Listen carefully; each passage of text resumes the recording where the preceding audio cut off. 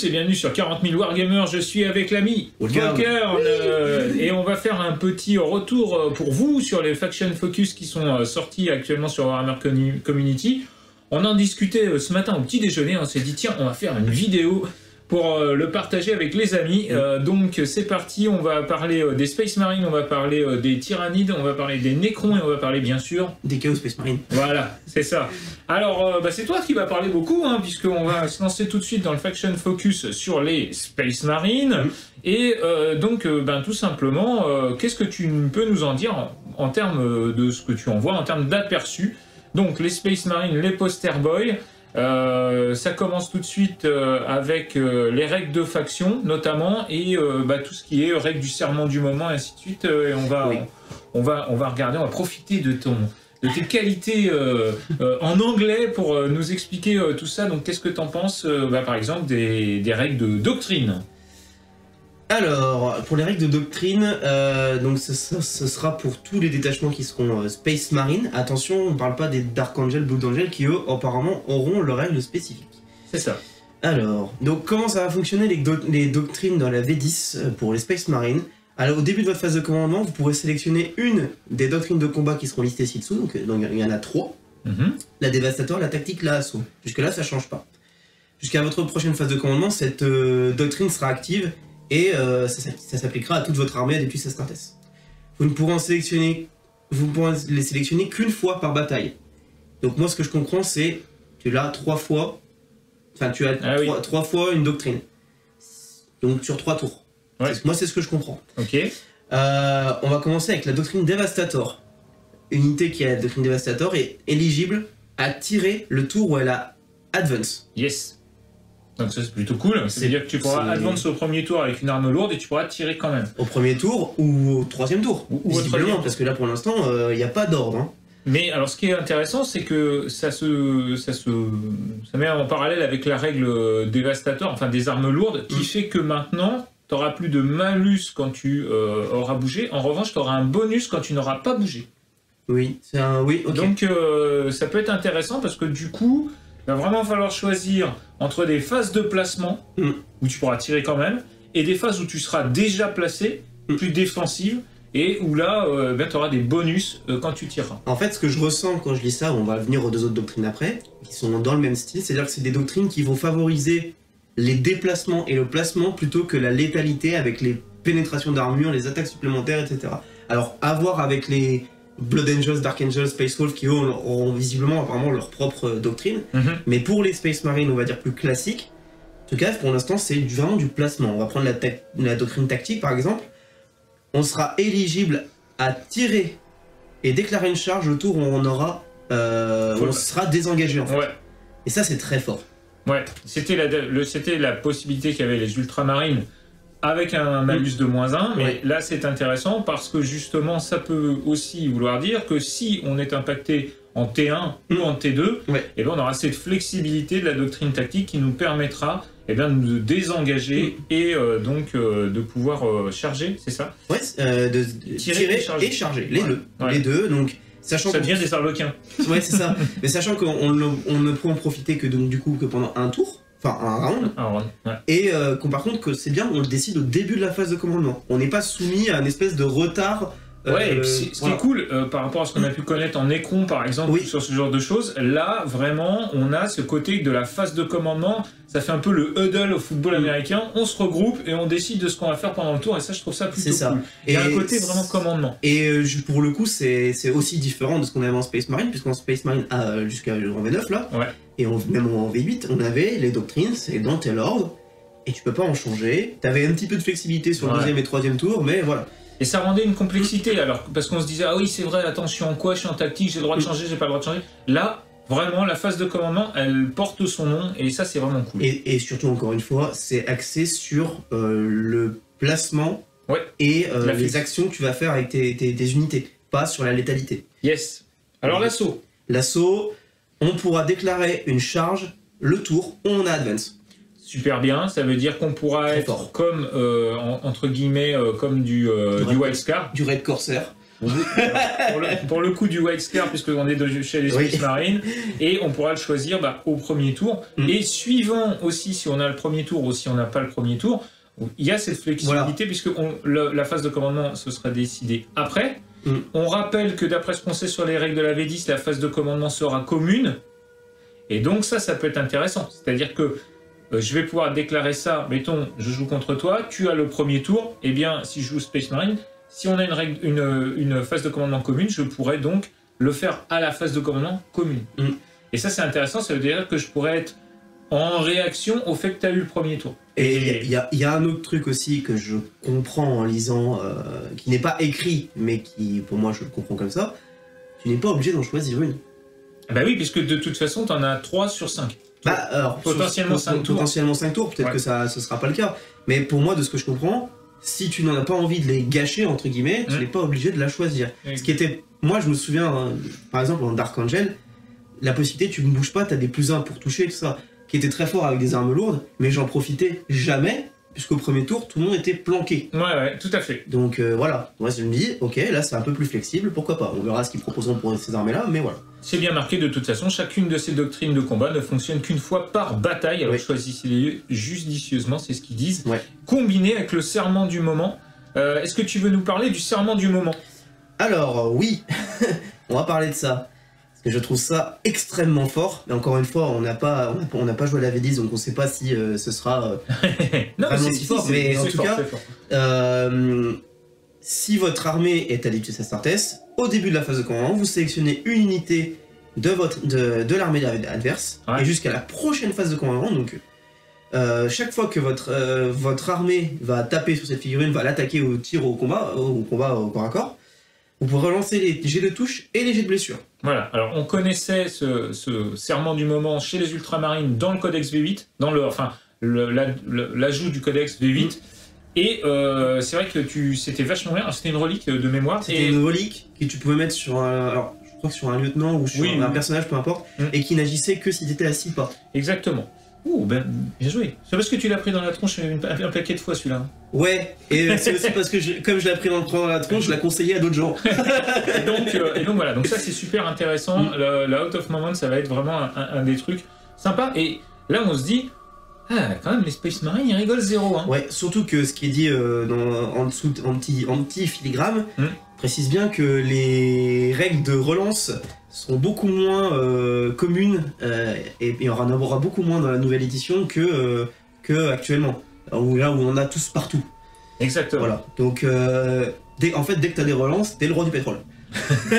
Alors, on va passer maintenant, on va suivre le développement de la news de community, tout simplement, puisqu'on en est au même point que vous. Nous, on essaye avec notre expérience de décrypter, puisqu'on n'a pas les règles pour l'instant, mais c'est juste pour le partager avec vous. Donc les unités, et là, iconique, le Land Rider avec sa rampe d'assaut. Oui.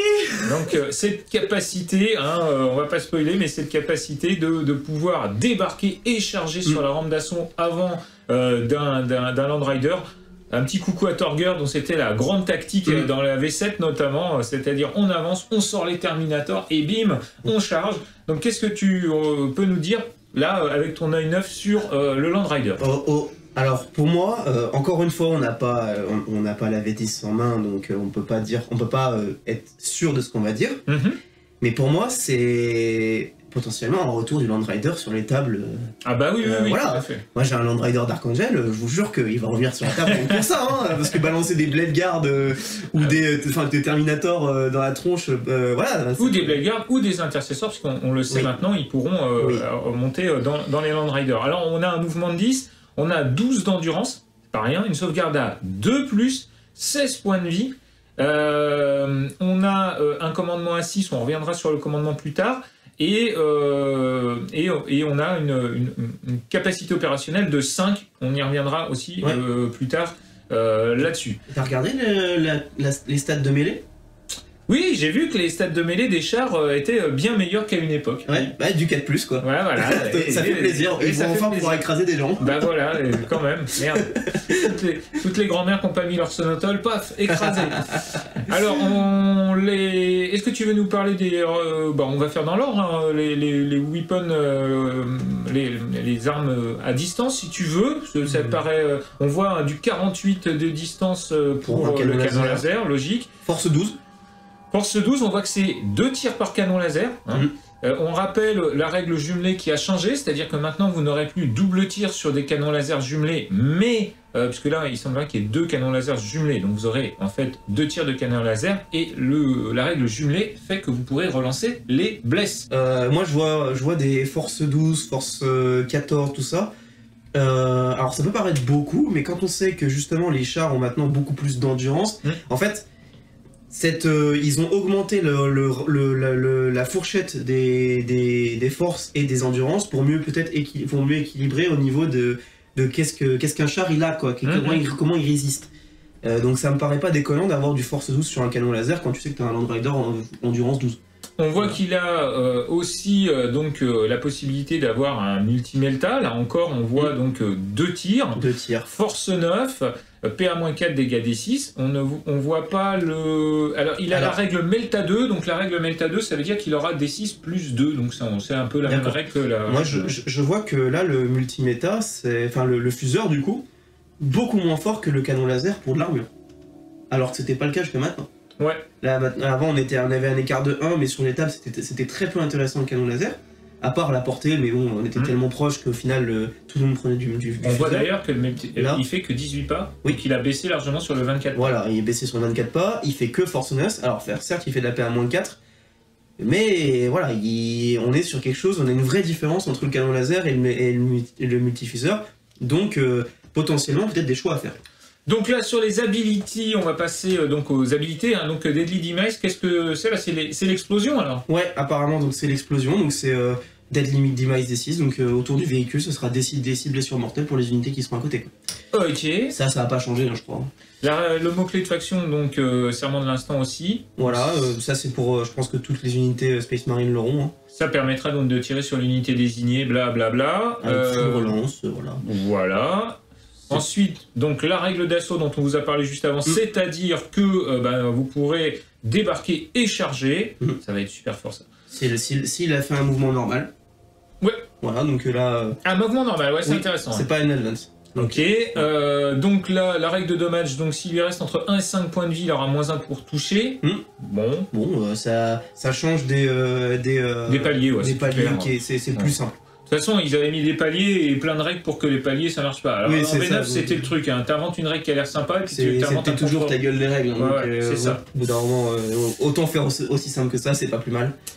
Et ensuite, donc, Land Rider, donc après, c'est les options d'armes, hein, la composition d'unités, et puis ce qu'on peut mettre dedans, donc jusqu'à 12 Astartes. Infanterie, oui, et puis après, pour les jump...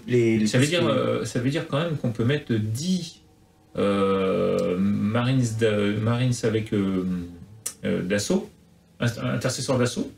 Par exemple, oui. Plus un sergent et un capitaine, puisque je rappelle que les personnages maintenant intégreront les unités. Enfin, certains personnages intégreront les unités. Pas, par exemple, Robert Gilliman, mais par exemple, le capitaine, il sera dans une unité, et si vous avez... Pour moi, ça a été prévu pour ça, oui. Oui, tout à fait. Ça a été prévu pour ça. Voilà. Un peu comme les Arlequins, finalement. Un peu comme les Arlequins. Alors, ensuite, on va passer à Monsieur Robert Gilliman, et ça fait bien plaisir. Il semblerait qu'il va être jouable à nouveau. Il a été mis à la cave pendant toute la V9.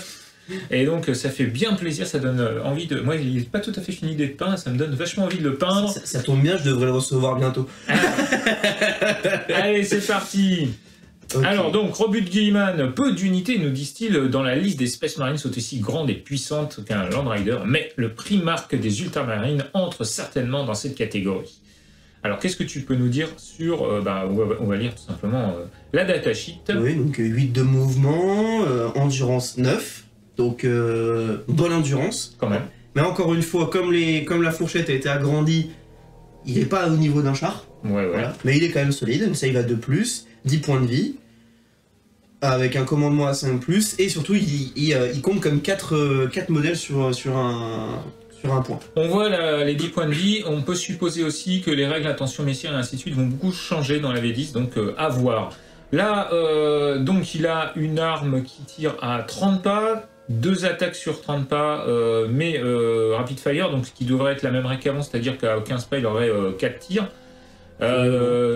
qui blesse sur du 2+, qui touche pardon, sur du 2+, Force de 6. Force de 6, PA-2, dégâts 2, c'est propre. C'est propre. Et puis, bien sûr, c'est pas ultime, mais c'est propre. l'épée de l'empereur. Oui, 14 attaques. Voilà. Voilà, touche à 2+, force de 8, PA-3, dégâts 2, avec la capacité Devastating Wounds, donc qui va permettre en fait que sur des jets de critique, ce sera pas, on arrête la séquence d'attaque et on fait directement en blessure mortelle la caractéristique de dégâts, donc ce sera directement 2 BM sur un 6. D'accord. Voilà. Ça va. C'est pas mal. Ensuite, la main du Dominion. La main du dominant, je sais pas, peut-être, Ouais. c'est très, très BDSM, mais... cette attaque touche à 2+, force 14, donc là c'est pour ouvrir le char en 2, hein, Ouais, clairement. clairement. PA-4, dégâts 4, lethal hits, donc là, chaque... 6 blesses auto, c'est ça 6 blesses auto, voilà. Voilà, ok.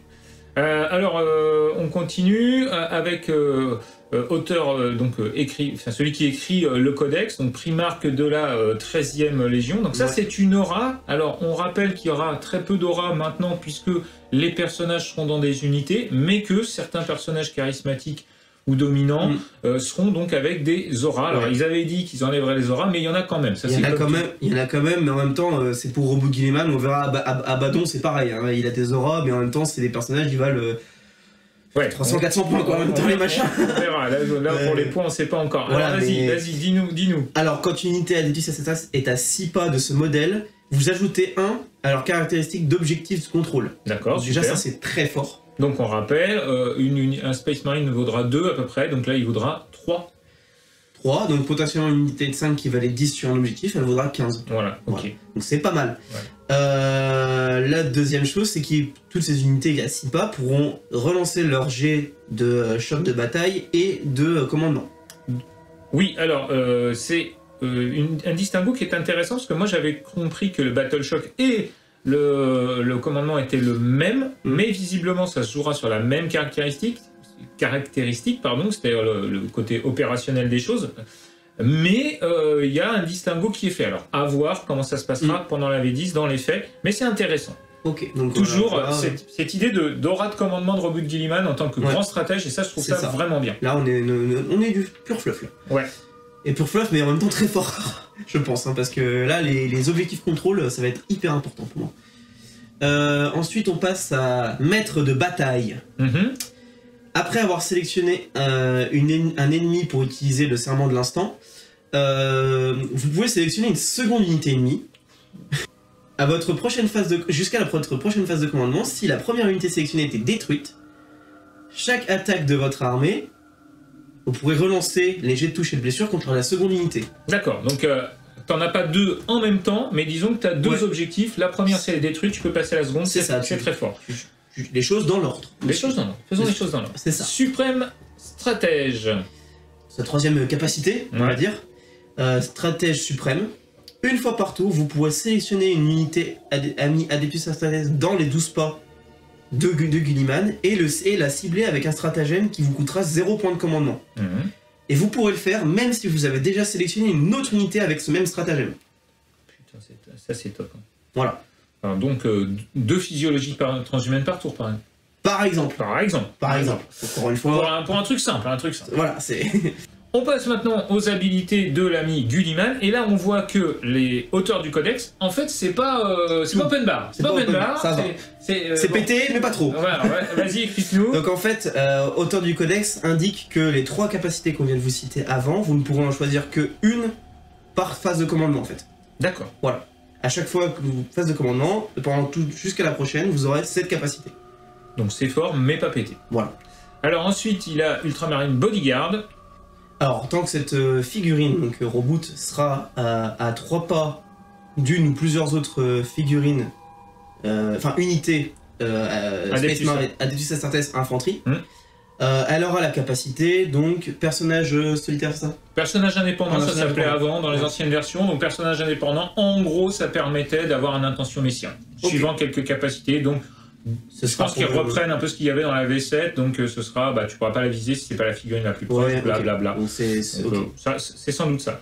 Donc c'est un petit peu un mix des anciennes versions, c'est plutôt bien d'ailleurs, je trouve ça plutôt bien. Alors j'espère qu'ils ne rentreront pas dans cette logique du plus près machin. Donc là t'es une figurine, si t'es proche d'une unité de ton... T'es à côté, Voilà. les mecs ils prennent pour toi. Voilà, c'est ça, ils se jettent Ils se ses jettent. balles. Et ensuite on continue avec Armor of Faith, donc l'armure Du destin. du destin.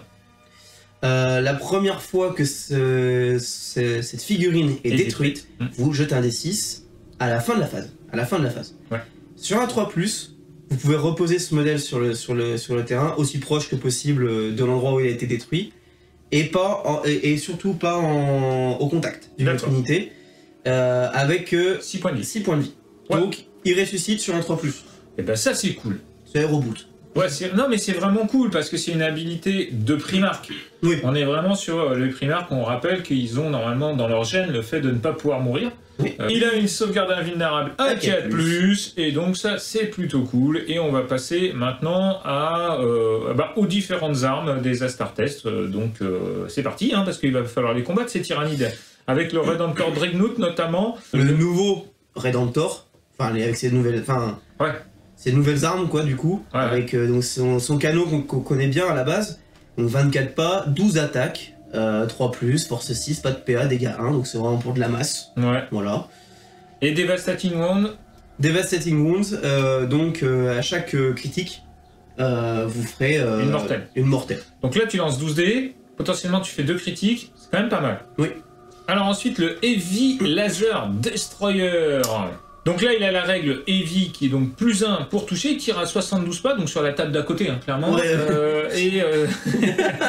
Ah bah oui, hein, parce que les tables de 72, maintenant, ça se fait moins. Hein. Et donc, 2 attaques. 12 attaques, 3+, force 16, donc vraiment pour démonter du gros char, là. Là 3+, donc 2+, il a pas bougé, c'est bien ça. c'est ça. -4, dégâts des 6+4, oui, là... Là, c'est pour aller démonter du Land Rider. Clairement. Alors, plein feu sur les stratagèmes. Et par exemple, seule la mort met fin au devoir. Ah, j'aime beaucoup la nouvelle écriture des stratagèmes qui est très claire. C'est quand, quelle cible, ça fait quoi. J'aime beaucoup. Ah, vas-y. C'est... Alors là, déjà 2 CP, hein, ça coûte 2. Ça coûte 2. Alors, ça s'active quand? Pendant la phase de combat, juste après qu'une unité ennemie a sélectionné ses cibles. Ouais. La cible, c'est une unité à vous, donc Adeptus Astartes, qui a été sélectionnée par une unité ennemie. Ouais, on est d'accord. Jusqu'à la fin de la phase, chaque fois que un modèle de votre unité est détruit, si ce modèle n'a pas combattu, vous ne l'enlevez pas, et il pourra attaquer avant de mourir. Voilà. Ok. C'est un peu la même règle qu'avant, sauf que là, c'est pas que pour les personnages. Oui. Et, en fait, c'est un peu l'équivalent d'avoir une bannière, sauf que la bannière, c'était sur du 4+. Oui. On va quand même noter, et on le voit avec les petits Oui. marteaux, que c'est à la phase de corps à corps. Et on retrouve, d'ailleurs, c'est intéressant, ces petits symboles. Au début de la V9, il nous avait sorti des trucs un peu comme ça, puis après, ça a complètement disparu. Donc là, on a bien les 2 marteaux, c'est le corps à corps, le viseur, c'est à distance. Donc on repère tout de suite. Là, on sait, on n'a pas besoin de lire. Qu'est-ce que ça concerne, quoi. Et ouais, et ça, c'est quand même bien par des petits, je sais pas comment on appelle ça, émoticônes, icônes. Ouais, Icônes, pardon, émoticônes, c'est idiot. Mais voilà. On va mettre un smiley à la place. Yes. Bon, bah écoute, on a fait le tour des Space Marines. Ouais. Ils nous disent que les Space Marines sont une armée d'élite capable de s'adapter et de vaincre n'importe quel ennemi. Enfin, ça, c'est leur blabla habituel. On peut quand même noter que le fait qu'ils nous montrent au but de Gulliman, c'est cool. Ils nous ont montré beaucoup d'autres choses comme le Rhino par exemple ou des choses comme ça. Là on va pas vraiment tout revenir là-dessus parce que sinon ça prendrait des heures et l'idée n'est pas là parce que bon, il y a le Storm Speeder, il y a le Gladiator Valiant, le Repulsor, ils nous ont tout montré, mais pas forcément avec les habilités et pas forcément les fiches techniques. Bon, pour revenir sur le Rhino par exemple, c'est assez intéressant le fait qu'il puisse, le self-repair par exemple, qu'il puisse se réparer un petit peu. Je suis assez étonné qu'il ait pas mis sur tous les véhicules, mais du coup, historiquement, ça a toujours été que sur le Rhino, Oui. donc bon, voilà. C'est plutôt cool, c'est plutôt cool. C'est pas mal, moi ça me vend un peu du rêve. C'est intéressant. Petite astérisque qu'ils ont mis à la fin, donc on en parle. Astérisme, cours, astérisme, cours. On en parlait tout à l'heure avec les doctrines, comme quoi je disais que les chapitres moins conventionnels comme les Space Wolf, les Dark Angels, les Blue Angels auront leur propre détachement, des règles de détachement. Ils précisent bien que on sera autorisé à choisir. Qu'est-ce qu'on utilise. D'accord. Donc si ça se trouve, on pourra faire des Dark Angels ou des chapitres successeurs en utilisant les règles de Space Marine basiques.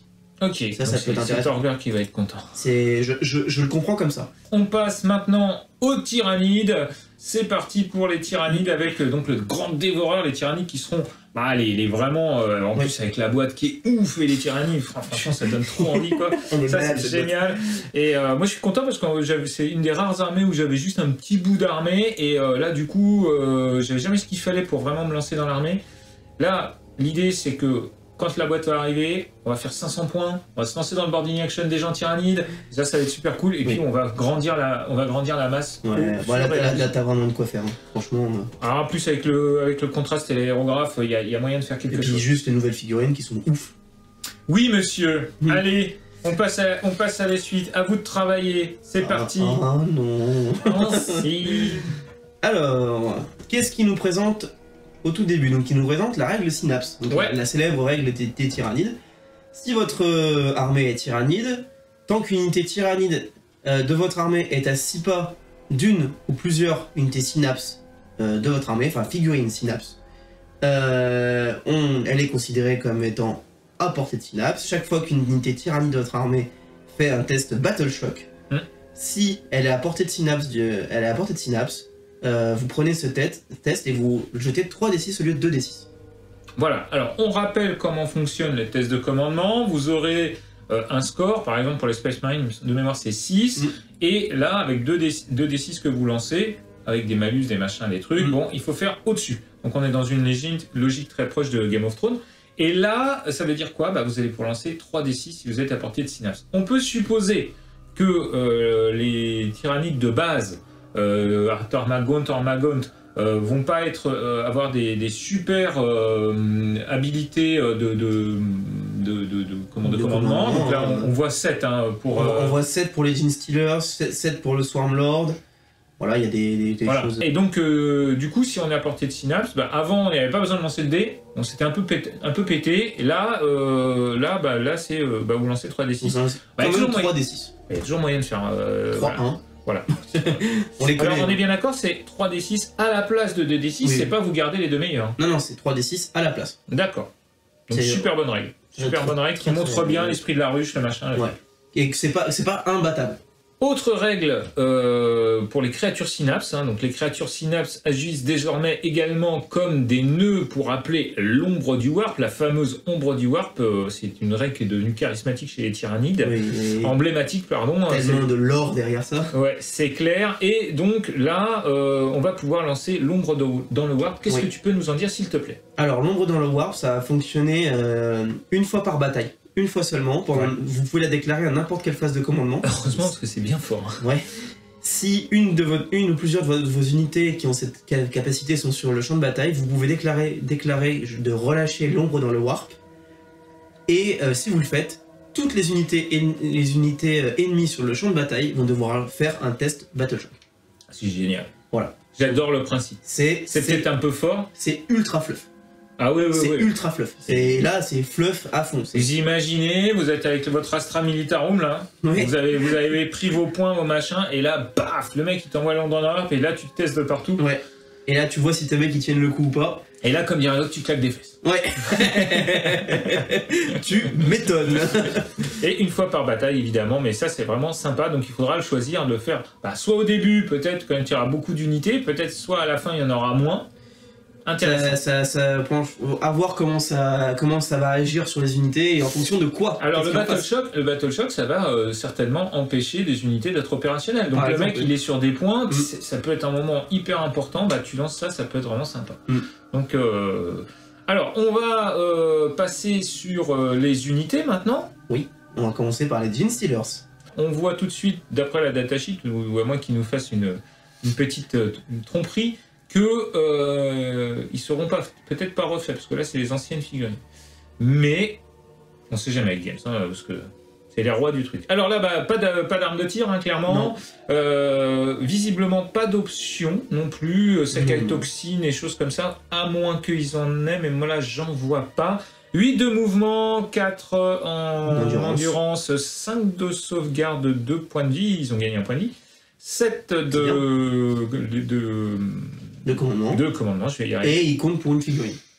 Une seule figurine non opérationnelle, c'est assez faible hein, pour du... C'est faible, mais c'est plutôt le rôle des Gaunt finalement. Exactement, c'est assez fluff, c'est-à-dire qu'eux ils sont là pour tout bouffer. Ouais, eux ils sont là pour... Voilà. Mouvement scout de 8. Donc mouvement pré-game de 8.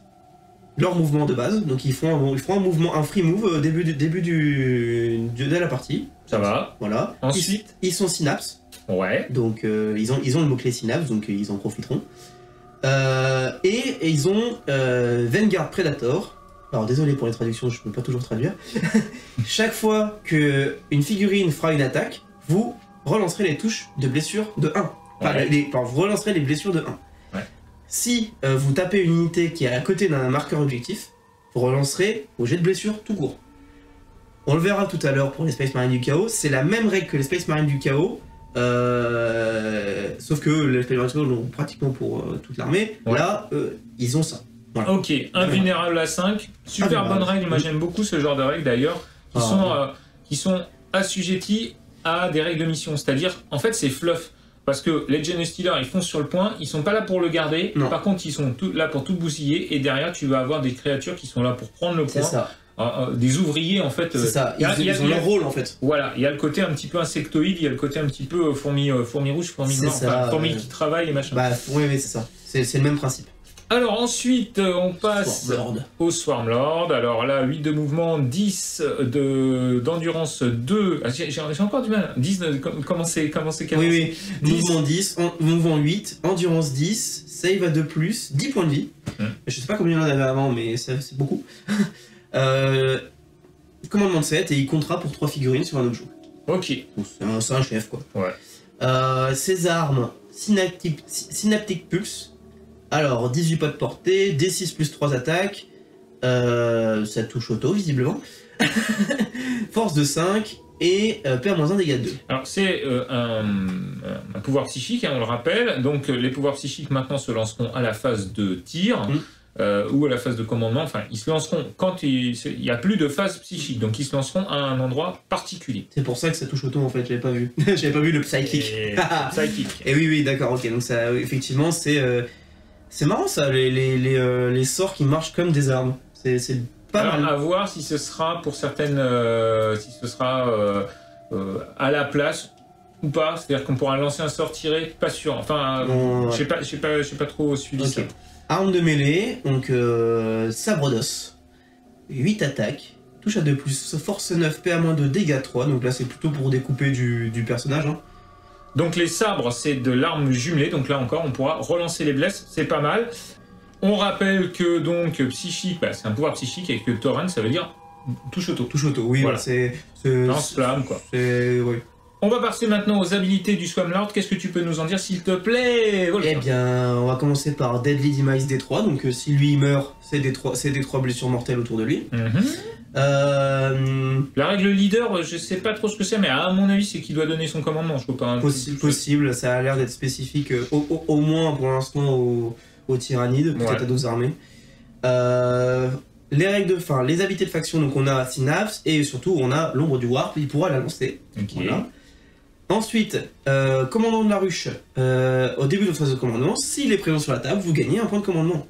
Ça fait toujours plaisir. Ça fait toujours plaisir. On verra si les points de commandement sont capés comme en V9 à +1 partout, machin, parce qu'il... Je sais pas, par exemple, on n'a pas vu sur Robot de Gulliman le fait qu'il pouvait donner des points de commandement. Ouais. Donc je l'ai vu sur Abaddon. Ah. Voilà. Reboot, déjà là, tu me fais pas plaisir, Reboot. Quelle déception. Non, mais c'est tout con. Mais ça... Peut-être que c'est Marneus Calgard qui les donnera.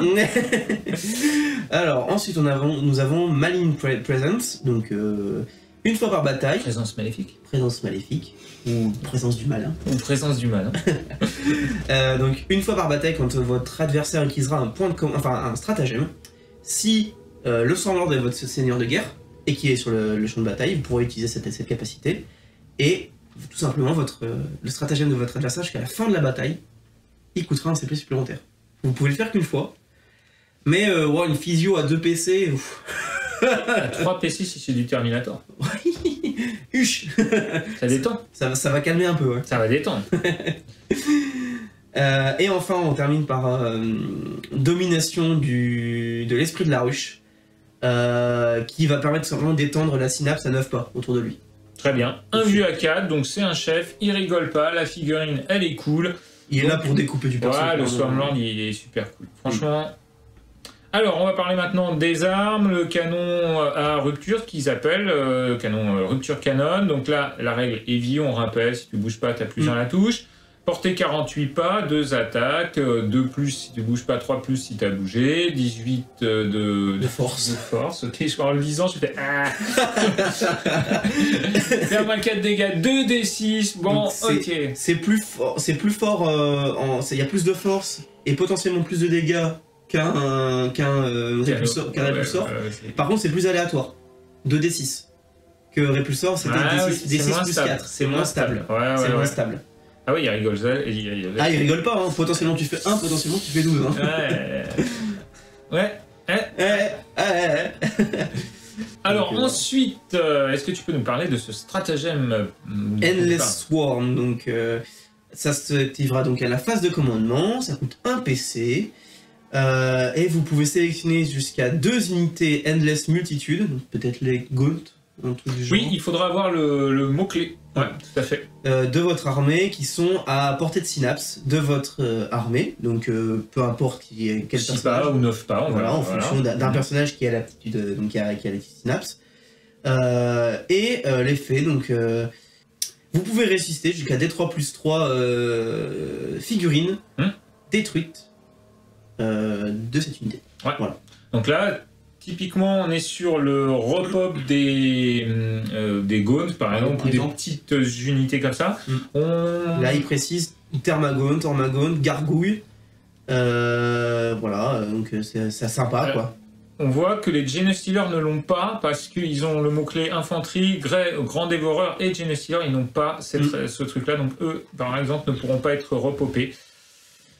C'est dommage. C'est dommage. Moi, j'aime bien les Genestealers. Ouais, mais encore une fois, c'est pas leur rôle. Parce que pour le rôle des Gaunt pour repopper, c'est de tenir un point finalement. Ou de faire de la grosse masse. Yes. C'est logique finalement. Donc, écoute, qu'est-ce que t'en penses de ces tyrannides? Alors moi, je suis pas du tout un spécialiste tyrannides, mais du coup, toi, t'as pas. Ils sont séduisants. Ouais. Toi, t'as pas d'armée tyrannide, par exemple. Non. Bon. Je vais potentiellement en avoir un bout dans la collection. Et donc, avec la boîte de la V10, ça te donne envie de faire du tyrannide? Par exemple, oui, surtout que les règles ont l'air très simples. Quand on voit les fiches d'unité du Swarmlord, du Genestealer, en fait, c'est pas prise de tête. Hein. Oui. Là, oui, déjà, il y a l'air d'avoir moins d'options et ainsi de suite, donc ça, c'est vraiment pas mal. La prise de tête, en fait, va être plus sur le placement des unités pour garder ses synapses, tout ça. Donc, oui, tout à fait, voilà. Tout à fait. Plutôt que sur la compréhension des règles. Mais c'est logique, c'est fluff, donc c'est cool. Voilà, Si on passe au Necron. Et allez, les Necrons, ceux-là, je les connais un peu plus déjà. Allez, on passe au Necron. Alors, Faction Focus Necron avec notre ami Volkarn. Donc bon, ils sont légion, hein. C'est les Necrons, c'est la guerre. J'adore les Necrons, j'adore le lore. Voilà. Alors, je suis très déçu. Je vais te le dire, hein, je suis très déçu. J'ai lu les news sur les Necrons, et en aucun cas il ne parle de Gilbert. Gilbert. Non mais c'est normal. Gilbert le tétrarque. Gilbert c'est un chef en devenir, il est encore jeune.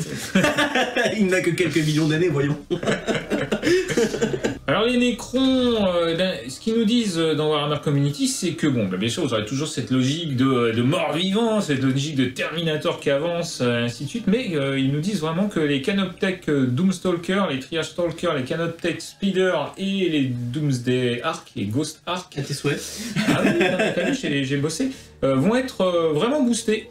Et ça, c'est plutôt cool parce que les Canoptech Doomstalker, notamment, qui étaient dans la version précédente, dans la V9, bon, elle était sympa la figurine, mais comme elle était grande, elle avait tendance à se faire shooter, tout ça. Là, il semblerait que ce soit beaucoup plus fort. Donc, on va suivre ça. Donc on nous dit toujours que, et c'est vrai, cette armée Necron, elle a une capacité à avoir une grande variété dans le gameplay et une grande variété dans les figurines. C'est vraiment les grands gagnants de la V9. Et même si sur le plan méta, c'est pas forcément ce qu'il y avait de mieux, mais franchement, aujourd'hui, vous jouez Necron. Figurines au niveau possibilité de jeu. Complètement dingue. Donc, bah oui. Et justement, la règle phare qui nous est présentée, le protocole de réanimation, qu'est-ce que tu peux nous en dire, s'il te plaît? Alors, il a bien changé. Ça va être complètement différent de ce qu'on a connu jusqu'à maintenant, que ce soit en V8 ou en V9. Ça va s'activer à la fin de votre phase de commandement, pour chaque unité qui ont cette capacité, évidemment. Et vous allez lancer un D3 pour chaque unité. Et donc, ce sera un D3 blessures récupérées. Et oui, alors, justement. Chaque fois que vous récupérez une blessure, que vous récupérez une blessure, soit vous allez redonner un point de vie à un modèle qui a perdu des points de vie, soit vous allez ressusciter un modèle qui, si tout le monde a tous ses points de vie, et qu'il n'est pas que l'unité n'est pas complète, vous allez ressusciter un modèle avec un point de vie. Donc pour chaque unité, ce sera jusqu'à D3 blessures que vous allez ressusciter. Alors, c'est par unité? C'est par unité. Ou c'est pour l'armée en global? C'est par unité. Ah ouais, donc c'est fort. Parce que moi, j'avais peur que ce soit genre, tu récupères un pôle de points de vie, puis tu distribues comme des selfs, quoi. Vous lancez un D3 par unité, et juste vous pourrez récupérer jusqu'à D3. Ouais, c'est fort, quand même. Ouais. Alors après, à mon avis, il y aura des unités qui profiteront plus, peut-être avec des boosts de ça, peut-être les guerriers Necron, par exemple. Voilà, on verra si c'est décrit ou pas. Mais en tout cas, oui, c'est par unité, un D3, et vous récupérez soit les points de vie qui vous manquent sur les figurines, soit vous relevez une figurine avec un point de vie ou deux, voilà. Ça, et là, ce qui est décrit plus tard, c'est que si votre unité elle est complète et qu'elle a tous ses points de vie, il se passe rien. Ah oui, d'accord. On peut pas avoir plus de points de vie qu'au départ. Voilà. On peut pas être plus blanc que blanc. Il y a un mec de plus dans mes guerriers Necron, qu'est-ce qu'il fout là, Jean-Michel? D'accord. Voilà. Et donc ce sera pour l'intégralité des unités, d'accord, c'est très bien. Tous ceux qui ont cette règle. Voilà, ok. Donc même les châssis, visiblement, vont l'avoir et tout, donc ça va les rendre beaucoup plus puissants, parce que c'est en fait un mix de métal organique, et c'est un mix en... Oui, ça fait beaucoup penser à métal organique, effectivement, pour les personnages. Ça fait une règle pour tout, en fait, c'est ça qui est intéressant, c'est que c'est un mix des deux trucs. Et du coup, de par la nature même de l'unité, ça va fonctionner différemment, puisque les guerriers Necron, ils ont qu'un point de vie, ça va forcément relever des guerriers. Les véhicules, eux, ça va juste leur redonner des points de vie. Ouais. Donc c'est pas mal. Passe maintenant à la règle de détachement, le protocole de commandement. Alors là, c'est le retour du chef, hein. C'est pas le retour du roi, c'est le retour du chef. Il va falloir avoir plein de personnages Necron. Donc comme tu le disais très justement en off, ça va enfin peut-être être le retour de ce que tu appelais les... Alors les gardes royaux, les figurines qui est sorti en V9 et qui était très peu utilisé parce que honnêtement, on va pas se mentir, c'était pas très fort. Non, ouais, clairement, mais c'est un personnage, donc du coup, effectivement, ça pourra faire office de sergent dans les unités. Bien sûr. Si il a cette règle-là, on peut le supposer. Donc le règle protocole de commandement, c'était que ma volonté s'accomplisse, hein, clairement. C'était ça. Et donc ce sera +1 pour toucher quand on fait des attaques, aussi bien au corps à corps qu'au tir. Voilà, c'est ça. Tant qu'il y a un personnage Necron qui est dedans, +1 à la touche pour l'unité. Voilà. Cool. C'est plutôt cool. Alors ensuite, on va passer au gros quittage, et là encore à une des unités qui avait été oubliée en V9, et c'était bien dommage, à savoir les monolithes. J'ai quelques amis que je salue ici qui en avaient 3 ou 4 à l'époque, les anciens. Alors, la figurine a changé, mais les anciens fonctionnent complètement, donc ce sera un plaisir de les revoir sur les tables. Enfin, un plaisir. On verra si on verra, mais moi je trouve que c'est une unité qui était super sympa à voir en V7, et je suis content de la revoir. Donc c'est parti pour le monolithe. Qu'est-ce que tu peux nous en dire, s'il te plaît? Eh ben, le monolithe, comme ils disent, est-ce que vous pensiez que le Land Raider avait touché le jackpot? Pas sûr. Donc le monolithe, 7 de mouvement, 14 d'endurance, sauvegarde à 2 + 20 points de vie. Ouais. Commandement à 7 et compte pour 8 figurines sur un objectif. Ouais, quand même. Quand même, il est là, c'est pas 3 Cadiens qui vont lui tenir. Hein.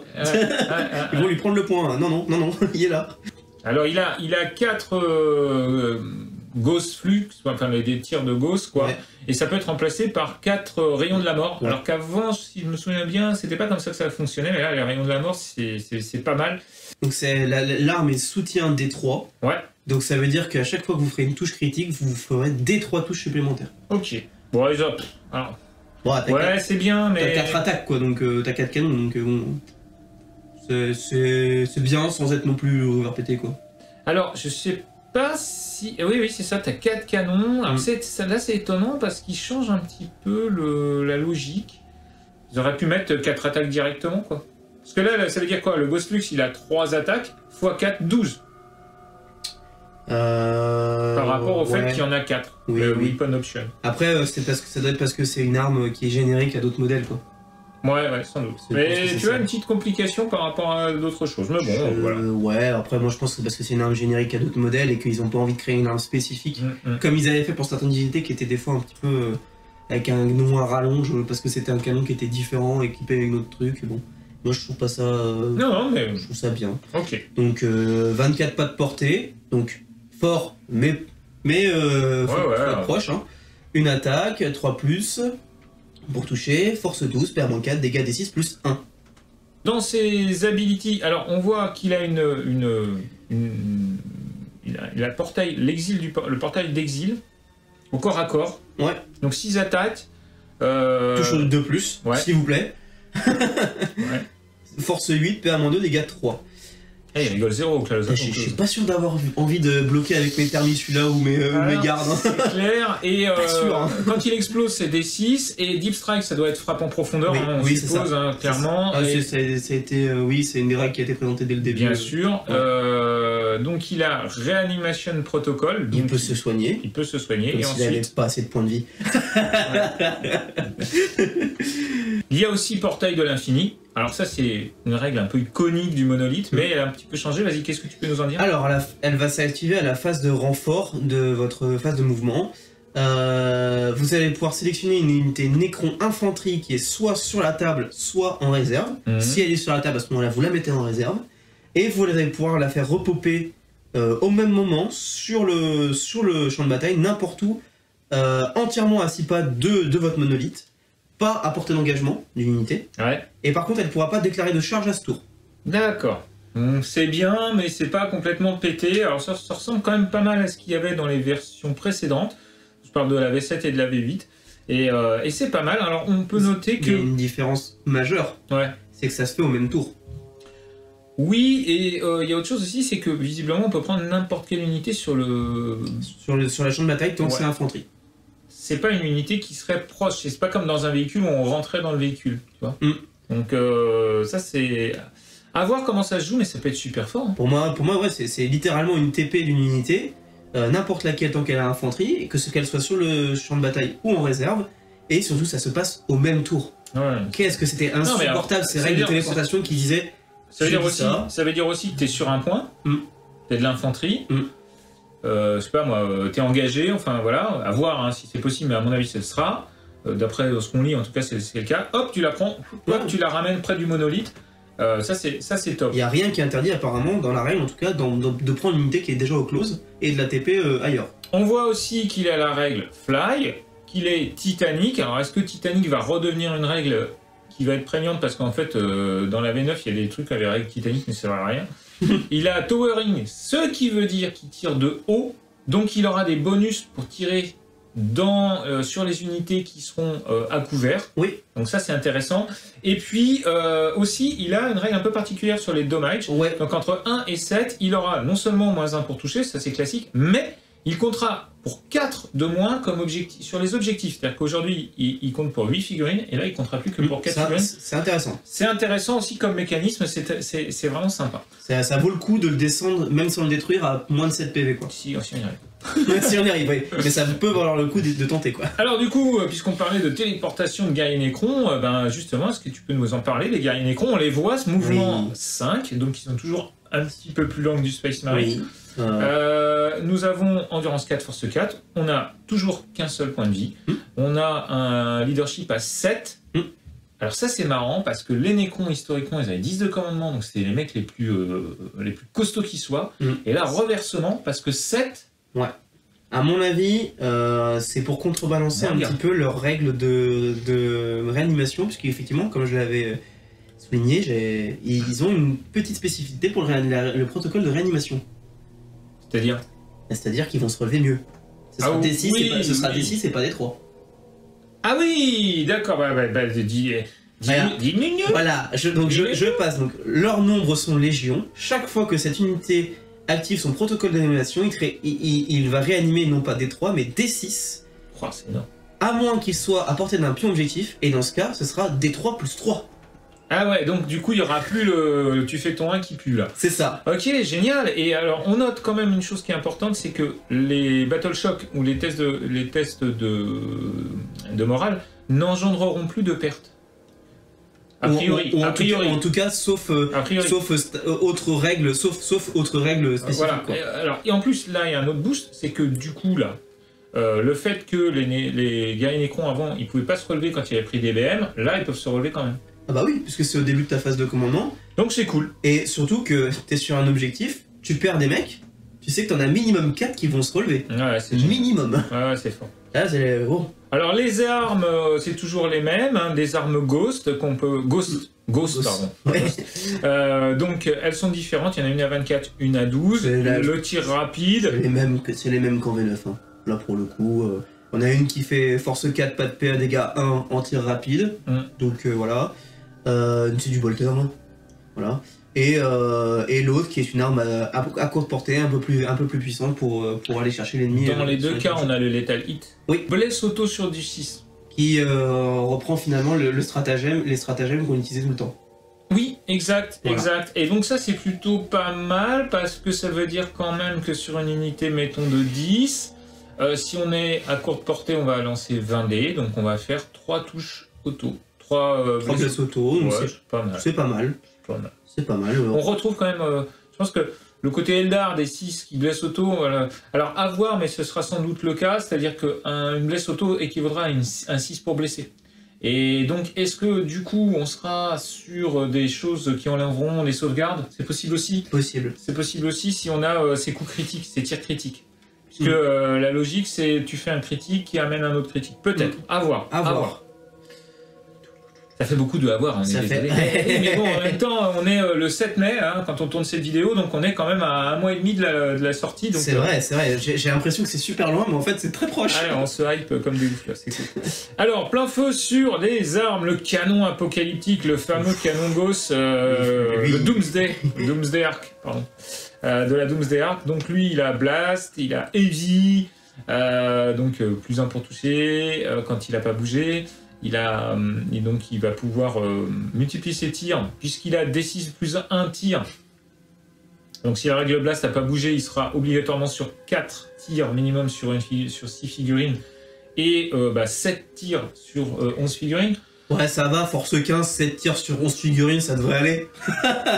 C'est-à-dire qu'il est à la fois de... Il fait des dégâts 4, donc il est à la fois de l'anti-masse, oui, de l'anti-élite. C'est de l'anti-thermie. En fait, ouais, c'est ce que j'ai dit, c'est littéralement de l'anti-thermie. Ouais. C'est... 72 pas, le thermie, il faudra qu'il se planque bien. Hein.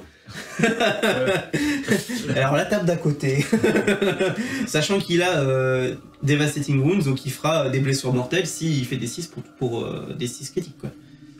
Quand même. Ouais, quand même. Alors attention, il aura Devastating Wounds seulement s'il n'a pas bougé, je crois. Oui, c'est ça. C'est écrit que s'il n'a pas bougé, il gagne l'habilité Devastating Wounds. Ok. Ah, il est beau lui. Alors lui, c'était le plus beau, mais il n'était pas joué, parce que c'était pas le nick trop fort. Et donc, petite dédicace. Donc là, maintenant, le Void Dragon va, je pense, on espère en tout cas, revenir sur les tables de jeu, parce que c'était une figurine juste trop belle, mais qu'on ne voyait pas parce qu'il était juste trop nul. Donc là... Pour son coup au point, c'est vrai que c'était pas ouf. Voilà. Alors, Vodkern, est-ce que tu pourrais nous parler de la lance du dragon du vide? Oui. Alors, on a 2 manières de taper avec. Ça reste une arme de mêlée. Ouais. Une manière de taper en fauchage. Donc, ce sera 10 attaques. Touche à 3+. Force 8 quand même, c'est du bon fauchage. Hein. Ça fauche du... Ouais. Perd -1 dégâts 2. Ouais. Et l'autre manière de taper, donc ce sera vraiment là pour détruire du véhicule, parce qu'on a anti-véhicule de plus. Ouais. Donc a priori, ce serait blesse toujours sur du 2. 5 attaques, touche à 2+, on force 12, mais de toute façon, enfin, comme on va souvent... Alors, ce sera utile sur le personnage, pour le coup. Perd -3, dégâts de D6 plus 2. Quand même. Donc minimum 3 dégâts. Voilà. Ça fait plaisir. Bon, les stratagèmes. Là, un petit stratagème de corps à corps, Protocol of the Hungry Void. Donc là, c'est pour la phase de bagarre. Ok. Qu'est-ce que tu peux nous en dire, la phase de bagarre? Une unité de Necron de votre armée qui n'a pas été sélectionnée à cette phase de combat. Ouais. Jusqu'à la fin de cette phase, vous ajoutez 1 à sa caractéristique de force pour ses armes de mêlée. Et en plus, si c'est un personnage Necron qui dirige votre unité, jusqu'à la fin de la phase, vous améliorez la capacité de pénétration d'armure des armes de mêlée équipées par les figurines les figurines de l'unité qu'il dirige par 1. Voilà. Donc on retrouve ce qu'on avait dit avant, c'est-à-dire que les petits personnages dans les unités vont être super importants. C'est ça. Là vous avez une unité, vous les buffez avec plus 1 en force, et si en plus ils sont dirigés par un perso, c'est plus 1 à la PA. C'est pas mal. Yes. Pour un là d'ailleurs ils le disent, puisque les Scorpec Destroyers pourront être dirigés par un Scorpec Lord, et dans ce cas-là, voilà. Alors à voir, parce que le Scorpec Lord de mémoire, si, elle existe la figurine. Ouais. Ah oui, elle existe, elle était dans la boîte de sortie, dans la boîte de V9. Ok, cool. Bon bah écoute, qu'est-ce que t'en penses? Je pense que c'est. Si tu veux la faire à Manu, tu dis moi j'aime bien. Moi j'aime bien. Salut Manu. Non, ce que je veux dire c'est que là on va avoir une vraie importance des personnages qui vont se mettre dans les unités au niveau des Necrons, parce qu'ils vont leur donner le protocole de commandement. On voit qu'on a des stratagèmes qui vont les booster si en plus il y a des personnages dedans. Ça va mettre en valeur peut-être les petits personnages, comme je disais, donc, par exemple le garde royal, qui potentiellement pourrait devenir, je l'espère en tout cas, une unité, un petit personnage qu'on va aimer mettre dans ces guerriers Necrons par exemple. Pour leur donner je sais pourquoi tu l'espères, parce qu'on on en a tous 3 ou 4 qui traînent. C'est ça. C'est pas qu'on fout. Ah oui, parce qu'il était dans toutes les boîtes de recrues, de machin. C'est ça, il était là, à part en faire un guerrier Necron de plus, voilà.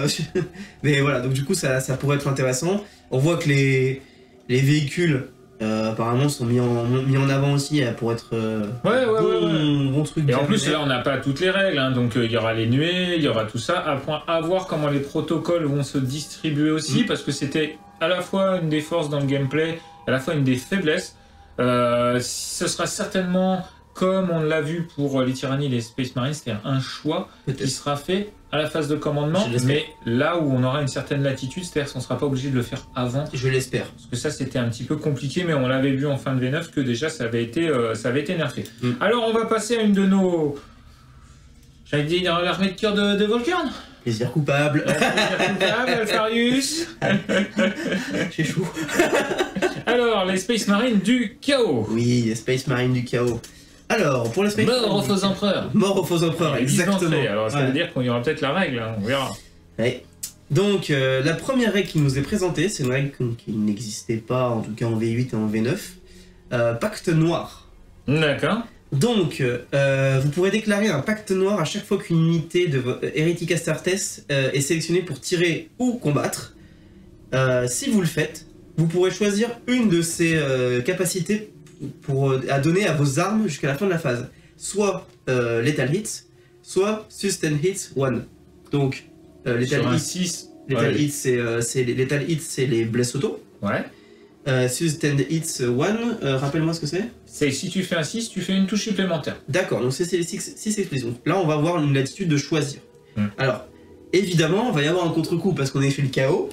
Ouais, ça c'est trop fort. Franchement, elle est trop bien cette règle. Ouais. Chaque fois que vous résolvez vos attaques avec un pacte noir, une fois, à la fin, vous faites toutes vos attaques et vous devrez mener, dans tous les cas, un test de commandement. Si vous le ratez, des 3 blessures mortelles cash. Voilà. C'est génial. Mais du coup, c'est-à-dire que tu fais ton pacte du chaos, tu dis voilà les gars, voilà, mais le chaos de toute façon au final tu payes, donc voilà, tu payes toujours, sachant que il est bien précisé que les cultistes pourront le faire. Ah, il est bien précisé que les cultistes pourront le faire. Eh oui, c'est écrit dans les petites lignes. C'est écrit ça va enfin rendre les cultistes jouables. C'est ça, même les cultistes pourront faire des pactes noirs et on verra avec Avalon qui peuvent devenir très forts. Parce que... Alors, pourquoi je dis ça? Les cultistes, c'est pas mal avoir un 40 000 pour prendre des points. Tu payes ton coup pour pas cher pour prendre des points.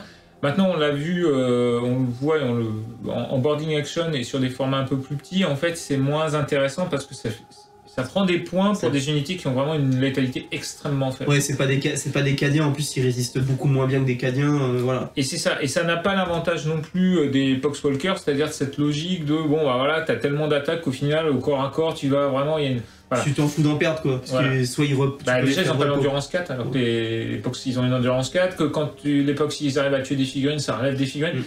Donc moi je l'ai trouvé un peu, je trouve les figurines des cultistes génial parce que tu peux prendre des figurines de Necromunda, tu peux prendre des figurines, voilà. Oui. C'est très fun à peindre, c'est très fun à mettre en place sur le champ de bataille, mais à jouer c'est pas génial quoi. Alors que là, bon, bah déjà, quand tu commences à faire des batteries de tir et que t'as de la blesse auto, c'est plus la même chose. Oui, et puis tu prends les cultistes de corps à corps là, qui sont déjà un peu plus jouables je crois.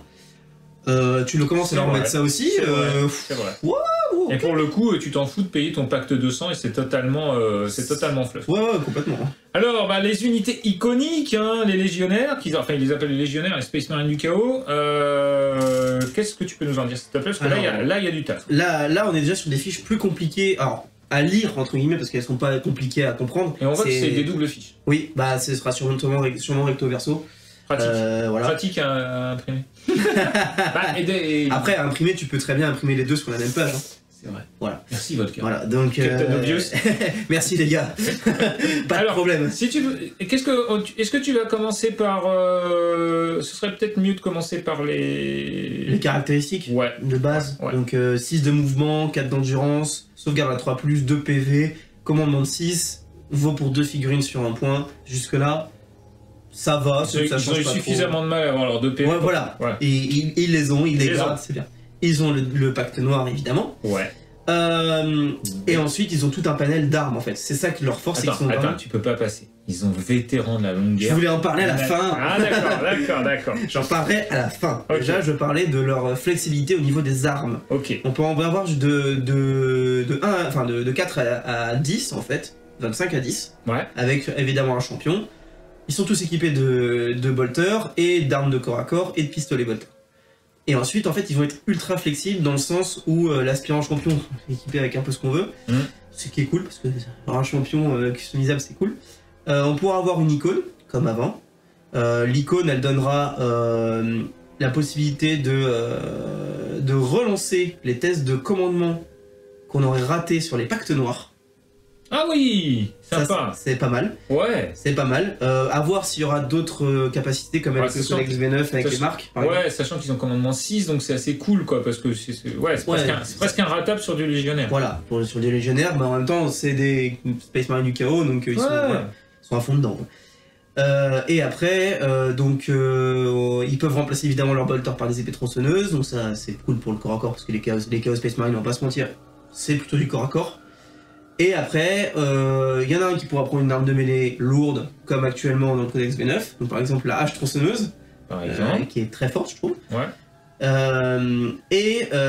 Toujours le livre pour les rendre. Tu dis la hache tronçonneuse, mais est-ce qu'elle y est dans les options? Parce que là je la vois pas forcément. Oui, alors je reprends ce que je voulais dire, il n'y a pas plus la hache tronçonneuse, ce sera n'importe quelle arme lourde en tout cas visuellement, et ça se rappellera arme de mêlée lourde. 3 attaques, touche à 3, force 8, donc celle c'est voilà, et PA-2 dégâts 2. Donc ce sera pareil pour toutes les armes lourdes que vous voulez mettre, au moins visuellement faites ce que vous voulez. Voilà. Donc c'est pas plus mal. Et on a la possibilité de mettre un tome pour faire du psychique. Le Bellfire Tome. Voilà. Ça c'est cool. Et ensuite, pour les armes spéciales, pour chaque tranche de 5 figurines, un légionnaire pourra remplacer son bolter par une arme spéciale, donc du pistolet plasma, du lance-flamme, du canon laser, du lance-missile, etc. Sachant que certaines armes ne pourront pas être prises en double. C'est-à-dire que vous ne pourrez pas avoir 2 canons laser dans votre unité de 10 par exemple. D'accord. Voilà. Ok, donc en fait il n'y a pas beaucoup de changements par rapport à ce qu'on a connu. Ça reste flexible en fait. Et là on va arriver sur la règle la plus importante des Chaos Space Marine. Avant c'était un stratagème.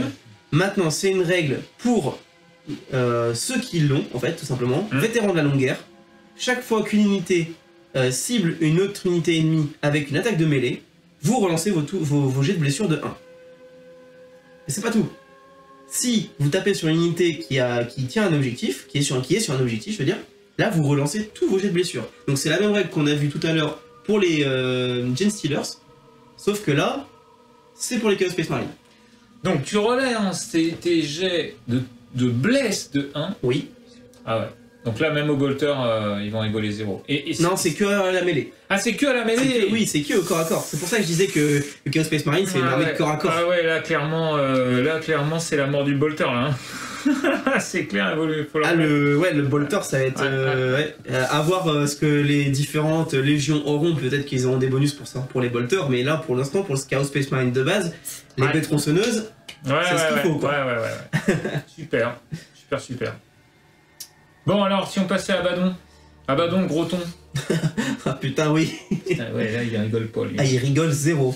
Donc, Abaddon, mouvement de 5. Ah oui, il y a une armure Terminator, et j'en connais d'autres qui ont des armures un peu comme ça, qui ont mouvement 7. Beaucoup plus lent que Gunnyman, puisqu'il avait le mouvement de 8. Une endurance de 5, comme les Terminators vont avoir. Ouais. Sauvegarde à 2+, 9 points de vie, un peu moins que Gunnyman, normal. Commandement à 5+, compte pour 4 figurines sur un point. Ok. Ensuite, donc son arme à distance, donc la griffe d'Horus, 24 pas. 24 pas, sustain hits 1, 4 attaques, touche à 2+, force 5, perd -1 dégâts 2. On est sur un bolter lourd, quoi. On passe aux armes de mêlée, là ça rigole beaucoup moins. Donc, l'épée drachnienne, Devastating Wounds, donc on rappelle, c'est des BM dès qu'on fait du critique, au lieu de faire l'attaque. 8 attaques, force +2, touche à 2+, pardon, force 14. Donc là, pour découper du char, c'est pas mal. Oh, bah là, c'est surtout pour découper du héros, quoi. C'est l'enfer. PA-4, dégâts 3. Ça va. Mais ça veut dire que si on passe 2... En fait, c'est dès que tu fais du critique, tu vas pouvoir passer les invulnérables, en fait. Et ça, c'est pas mal. Parce que, on va pas se mentir, c'est drachnienne, quand même. Voilà. Et il y a évidemment la griffe d'Horus, qui là, elle est plus faite pour déboîter de la masse, on va pas se mentir. Pareil, donc fait des BM sur du critique, 14 attaques. C'est pour tuer des paquets de gardes impériaux par paquet de 10. C'est ça, touche à 2+, force 7, PA-3, dégâts 1, PA-3 parce que comme ça on est sûr qu'il n'y a pas de sauvegarde. Voilà. Et en plus, Devastating Own sur des 6, donc mon stat déjà tu vas en faire 2, enfin voilà. Ok, ça marche. Alors, ensuite, donc, on a la même capacité que Reboot avec son auteur du codex qui sera donc War Master. Donc, à la phase de commandement, vous pourrez sélectionner une de ces capacités qui sera active jusqu'à votre prochaine phase de commandement. Les 3 capacités sont Parangon de N. Tant qu'une unité Heretic Astartes est à 6 pas de cette figurine, chaque fois qu'elle fera une attaque, vous pourrez relancer vos jets de touche. Ok. Donc là, c'est une règle qu'on avait déjà un peu avant sur... Voilà, relance des jets de touche pour... Voilà. Maître de chapitre, quoi. Voilà, maître de chapitre. Ouais. Il y a 3 auras, de toute façon. Pour le coup, c'est ce qu'on disait tout à l'heure. Lui, les auras, il n'y a pas de problème. Oui, les auras. Voilà. Marque du chaos ascendant. Enfin, tant qu'une unité infanterie Heretic Astartes ou infanterie... Enfin, Heretic Astartes montée, donc on pense aux motos, par exemple, sera à 6 pas de cette figurine. Ces unités auront une invulnérable à 4+. Ah, ça c'est patate. Ça c'est patate. Encore une fois, on pourra avoir qu'un seul truc à chaque fois, qu'une seule aura. Mais bon.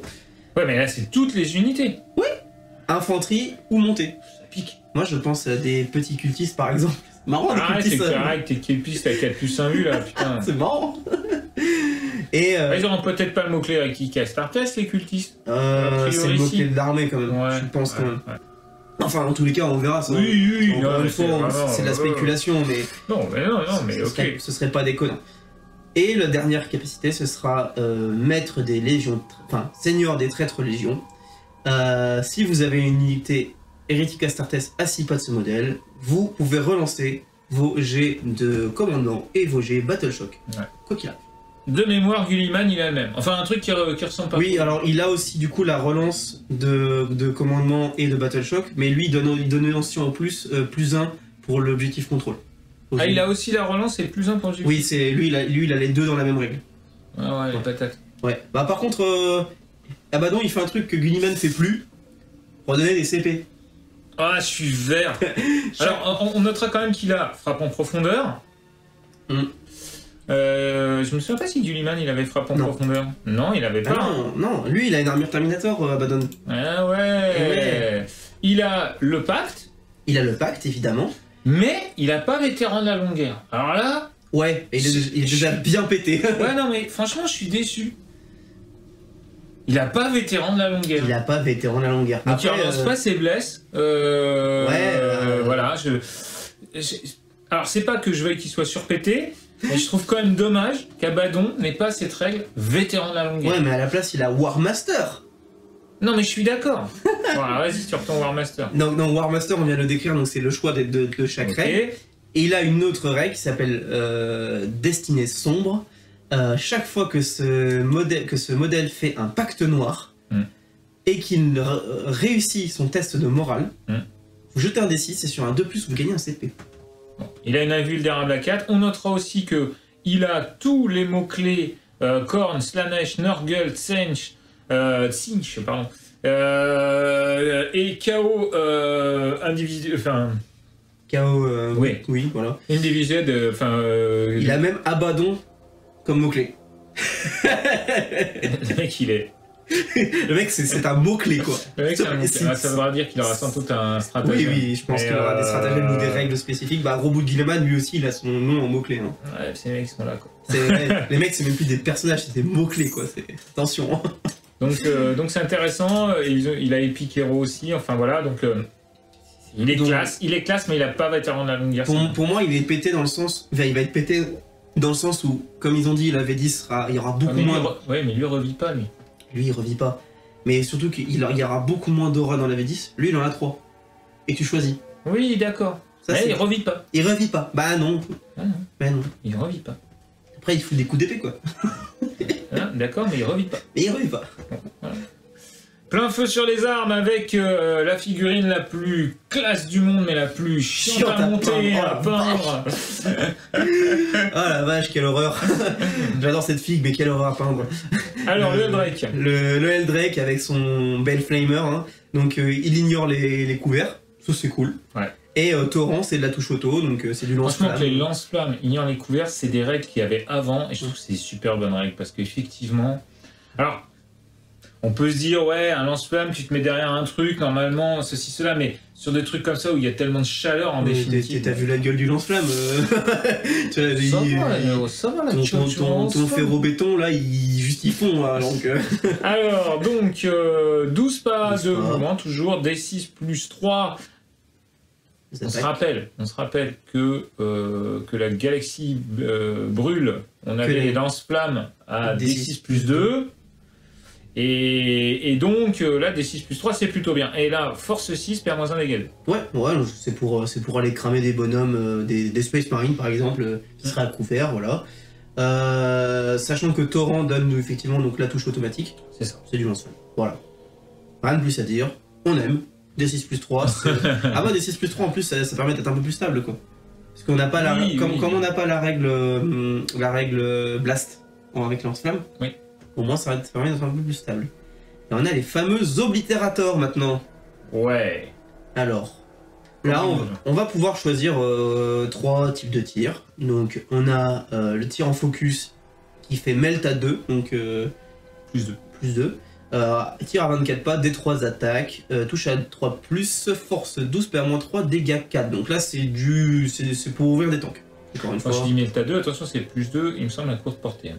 Ensuite, donc, on a le tir en blast, ça c'est pour tuer du Cadien en masse, ou du Gaunt.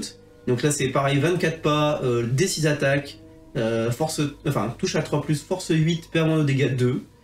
Donc là, ça peut tuer un peu n'importe quoi. Hein. Marines aussi. Ouais, du Marines aussi, hein. Du Marines à 10, ça croque sous la dent pareil. Et enfin, on a le tir, vraiment là, c'est vraiment pour tuer du Gaunt pour le coup. 24 pas, D6 plus 3, les Sustainies, donc c'est c'est 6 explosifs. Touche à 3+, force 5, PA-1, dégâts 1. Voilà. Donc là, il fait tout. C'est un ouvre-boîte. À voir ses capacités au corps à corps, je suis pas super fan. Pour moi, ça reste dans la lignée de ce qu'on a vu, c'est-à-dire que c'est une unité qui peut être très forte quand tu les joues par 3 ou 4. Et on verra avec qu'est-ce qu'ils ont comme bonus. Est-ce qu'ils auront vétéran de la longue guerre? Est-ce qu'ils auront un truc comme ça? C'est ça. Voilà. Est-ce qu'ils pourront toujours se téléporter, ainsi de suite? Oui, effectivement, Voilà. leur flexibilité sur la table, s'ils sont un petit peu moins chers, peut-être un petit peu moins forts, mais plus flexibles, oui, effectivement. Là, comme ça, le dégât 4 en Melta, quand même, à 24.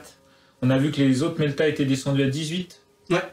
Donc, effectivement. Non, Mais ils seront toujours le cul entre deux chaises avec ces ranges. C'est-à-dire, soit tu tires de loin, Ouais. et dans ce cas-là, ils rentrent en concurrence. Voilà. Ah, Ils rentrent en concurrence avec ce que pourrait être à un moment ou à un autre les Havoc. Oui. Donc à voir. À voir. Après, encore une fois, ça va dépendre de ce qu'il y a sur la fiche d'unité et des capacités, parce que s'ils sont comme déterminés, c'est-à-dire qu'ils peuvent arriver en frappe en profondeur, tout ça, Oui, comme avant, donc ça sera sans doute le cas. Ouais. C'est vrai que ça peut être intéressant, du coup ça leur donne une certaine flexibilité, ils peuvent targeter n'importe quoi. Alors on passe maintenant au stratagème et on va parler non pas du chaos undivided mais du chaos universel. C'est vrai que c'est la traduction, on ne trouvait pas, donc c'est même des fois on bloque sur des trucs. Donc le chaos universel, qu'est-ce que tu peux nous en dire s'il te plaît? Donc là on est sur un stratagème donc, qui va s'activer pendant la phase de tir avec le petit viseur, pour un point de commandement qui s'appelle donc Dark Obscuration, qui s'activera quand à la phase de tir quand votre adversaire aura sélectionné ses cibles avec une unité. Vous pourrez cibler une unité hérétique Astartes de votre armée qui a été ciblée. Et jusqu'à la fin de la phase, cette unité aura l'attitude stealth, donc probablement un -1 à la touche ou peut-être un +1 à la sauvegarde, j'ai pas l'information. En plus, il y aura un petit bonus pour les unités de Nurgle. Jusqu'à la fin de la phase, elle ne pourra être sélectionnée comme cible par une attaque à distance que si la figurine est à moins de 12 pas. D'accord, donc Voilà. là, ouais, c'est nuage de mouche quoi. Oui, c'est un nuage de mouche. Ouais, ouais, c'est vraiment pas mal. On voit le nom Slave to Darkness qui ressort. Hein. Donc là, direct d'AOS, mais certainement pour des raisons de copyright. Donc attendez-vous, chers amis, à ce que votre armée du chaos s'appelle maintenant les Slave to Darkness, même à 40 000. Mais ça peut vouloir dire aussi que ça peut être un mot-clé qui peut sortir et qui sera l'intégralité des armées démons et Space Marine. Enfin voilà, de faire des armées vraiment où tu peux mettre c'est tout à fait possible. Du démon et ainsi de suite, ce serait vraiment... Ouais, ce serait bien qu'ils reviennent un peu à des trucs dans ce genre-là où tu peux mélanger les factions qui sont mélangeables dans le lore en fait, tout simplement. Exactement. Avec des restrictions, bon, pas que ce soit débile. Alors on a déjà vu ça, puisque on sait maintenant que pour l'Astra, enfin pour tout ce qui est Imperium, les agents de l'Imperium seront limités à un certain nombre par rapport au format. C'est-à-dire qu'on pourra en avoir un, on pourra en avoir deux, ou ainsi de suite. Voilà. Oui.